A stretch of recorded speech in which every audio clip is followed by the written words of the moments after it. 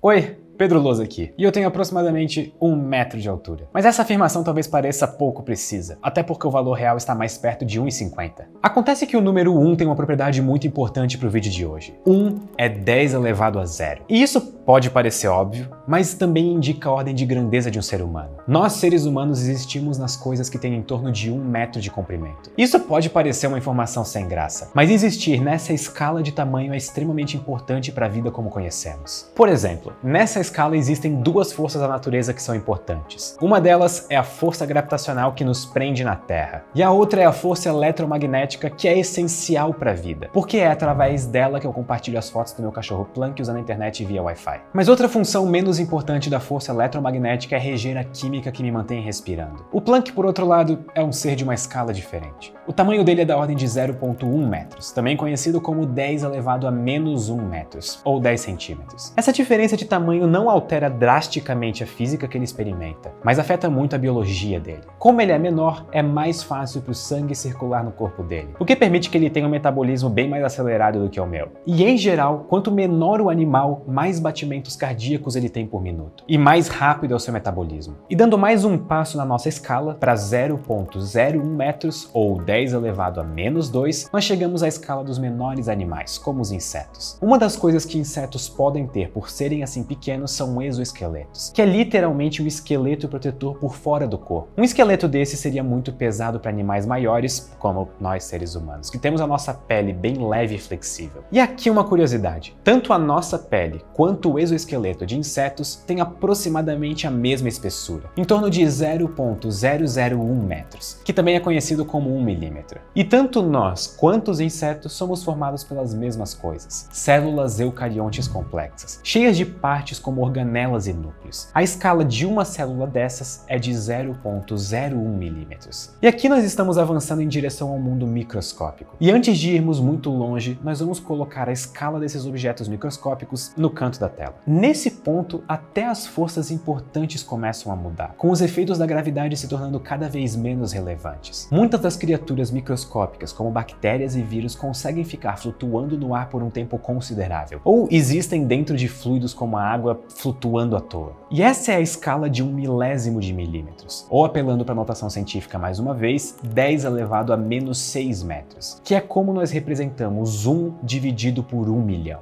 E 1 milhão é um seguido de 6 zeros, viu?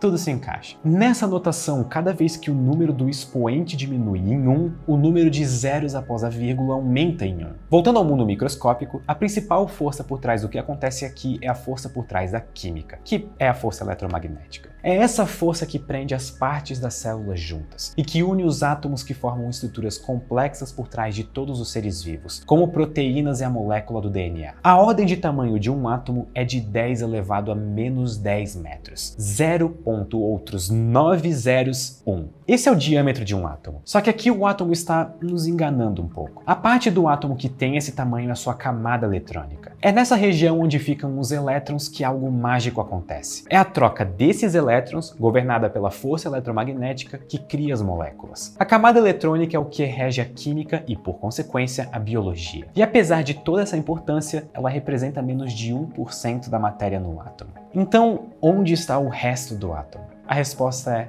no núcleo. Mas para chegarmos lá, nós precisamos descer ainda mais a nossa escala. E essa vai ser a maior mudança até aqui. Nós vamos de 10 elevado a menos 10 metros para minúsculos 10 elevado a menos 15 metros. E isso é 1 trilionésimo de milímetro, ou 10 mil vezes menor do que a nuvem eletrônica ao redor do átomo. O núcleo atômico é formado por nêutrons e prótons que ficam grudados juntos nesse ponto extremamente denso. Os prótons têm carga positiva e deveriam se repelir através da força eletromagnética. Então como é que eles ficam juntos no núcleo? E a resposta para isso é que nessas escalas uma nova força fundamental da natureza entra em jogo, a força nuclear forte. Essa força basicamente faz partículas fundamentais que chegam muito perto umas das outras grudarem. E a razão pela qual ela é chamada de força forte é justamente porque ela é extremamente forte, muito mais do que a força eletromagnética. Só que ela atua apenas em curtíssimas distâncias, que é mais ou menos a escala do núcleo atômico. Mas voltando à nossa viagem ao mundo subatômico, os prótons e nêutrons do núcleo são por sua vez formados por quarks. E aqui estamos em 10 elevado a menos 18 metros.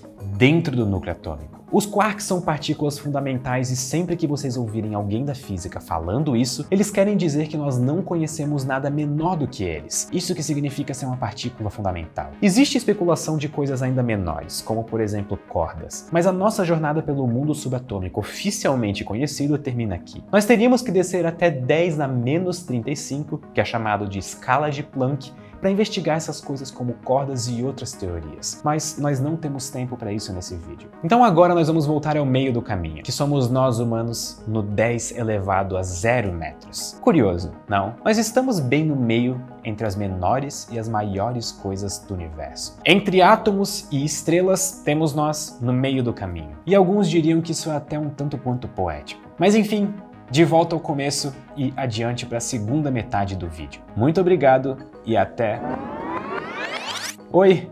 Pedro Lousa aqui e eu tenho aproximadamente 1 metro de altura. Essa afirmação talvez pareça pouco precisa, até porque o valor real está mais perto de 2 metros. Só que o número 1 tem uma propriedade muito importante para o vídeo de hoje. 1 é 10 elevado a 0. Isso pode parecer óbvio, mas isso indica a ordem de grandeza de um ser humano. Nós humanos existimos nas coisas que têm em torno de 1 metro de comprimento. Uma árvore, por outro lado, tem em torno de 10 metros de altura. 10 elevado a 1 metro. Essa diferença de tamanho não muda muito a física que as árvores percebem. A vida das árvores ainda é regida por 2 forças fundamentais, a força eletromagnética e a força gravitacional. Mas no caso das árvores, a força gravitacional é de especial importância. Árvores dependem e muito da água. E fazer a água subir mais do que 10 metros é um desafio e tanto. Para fazer isso, árvores usam truques físicos extremamente interessantes, como fazer a perda de água por evaporação das suas folhas basicamente sugar a água que está nas partes mais baixas da árvore. E fazer a água subir mais de 10 metros de alguma forma foi um truque essencial não só para as plantas, mas também para a humanidade. Sem isso, nós não seríamos capazes de fazer prédios com centenas de metros de altura. O Burj Khalifa, com 823 metros de altura, é o prédio mais alto já feito pela humanidade. Ele tem quase 1 quilômetro de altura. Dependendo de onde você mora, você está a uma distância menor do que isso de todas as conveniências que você usa na sua rotina. Pensem nisso. Um prédio tão alto que ele tem um tamanho comparável com alguns bairros ao redor do Brasil. Só que a tendência humana de acumular espaço para habitação não é só vertical. Talvez mais impressionante do que a altura de prédios cada vez mais alto seja a difícil logística de possibilitar que centenas de milhares ou até milhões de humanos vivam quilômetros ou dezenas de quilômetros uns dos outros. E aqui nós estamos falando de cidades. A verticalização foi uma das ferramentas que nos permitiu habitar tão próximos uns dos outros, mas ela não é a única. Também é necessário toda uma estrutura bem maior do que a região densamente habitada. A cidade de São Paulo não existiria sem o resto do estado para alimentar a necessidade tanto de comida quanto de outros recursos de uma metrópole desse tamanho. Metrópoles do tamanho de São Paulo só existiram quando humanos passaram a se coordenar em regiões geográficas enormes, formando estados e nações. E essas próprias nações também criam os seus níveis de coordenação umas com as outras, através de uma complexa rede de comércio global, órgãos internacionais e todo tipo de política internacional. Essa é a escala do nosso planeta, com os seus 12 mil quilômetros de diâmetro. Essa é a última escala na qual seres humanos são notáveis. Salve por uma ou outra sonda vagando pelo espaço, nós e tudo que nós conhecemos estamos presos nessa rocha. E aqui nós vamos voltar a usar potências de 10, porque as coisas estão prestes a ficar muito grandes. A mais 300 mil quilômetros, nós encontramos o primeiro corpo astronômico fora da Terra, que é a nossa Lua. Ela nos orbita da mesma forma que nós orbitamos o Sol no centro do nosso sistema solar. A distância da Terra para o Sol é de mais de 150 milhões de quilômetros. Notem o quão rápido a escala muda no espaço, de centenas de milhares para centenas de milhões de quilômetros, e nós nem sequer estamos perto de sairmos do sistema solar. As nossas medidas terrestres, baseadas nas distâncias com as quais convivemos, não são adequadas para medir as gigantescas distâncias no cosmos ao nosso redor. Então vamos mudar a nossa escala no próximo passo da jornada rumo às estrelas. A estrela mais próxima do Sol, Alpha Centauri, se encontra a 4 anos-luz de distância. 1 ano-luz são aproximadamente 10 trilhões de quilômetros. Isso é a distância que a luz se move em 1 ano. E a luz se move bastante rápido, a 300 mil quilômetros por segundo. É bastante coisa. A partir daqui, nós vamos usar anos-luz para descrever a imensidão do cosmos. Alpha Centauri é uma das muitas estrelas que nós podemos ver no céu de noite. Mas a grande maior parte desses pontos brilhantes se encontram num raio de alguns 1000 anos-luz ao nosso redor.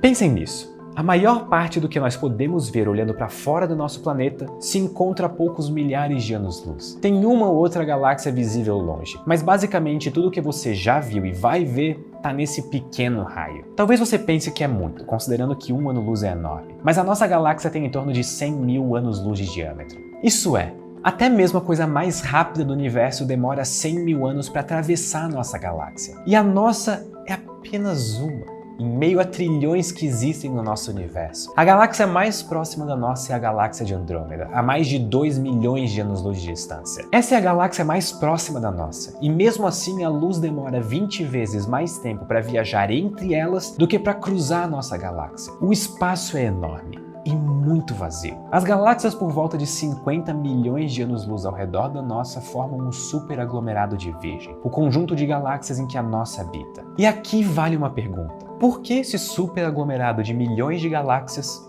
é uma coisa só? Isso é, o que decide quais estruturas do universo podem ser classificadas como uma estrutura bem definida? A resposta é simples.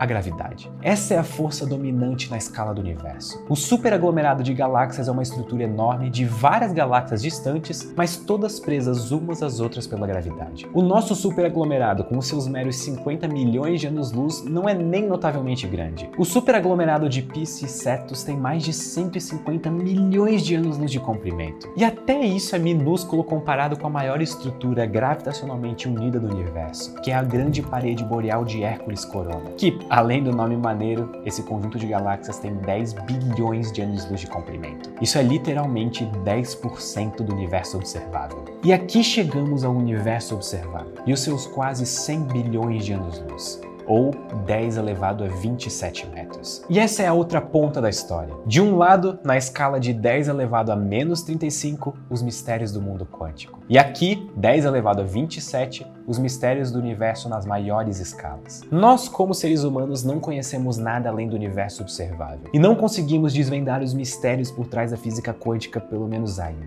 Mas já é absurdamente impressionante que nós conseguimos pensar sobre eles. Quais revelações o futuro da ciência aguarda? Eu não sei, mas nós vamos descobrir. E eu acho que vale a reflexão de que nós não temos nenhum lugar especial no universo. Nós estamos praticamente no meio do caminho entre as menores coisas que existem e as maiores. Mas isso não significa que nós não somos especiais. Contra todas as probabilidades, nós estamos aqui habitando um pedaço extremamente frágil de rocha espacial. Nós chegamos até onde chegamos e nós podemos todos estarmos orgulhosos disso. Você importa. Continue assim. Muito obrigado e até a próxima.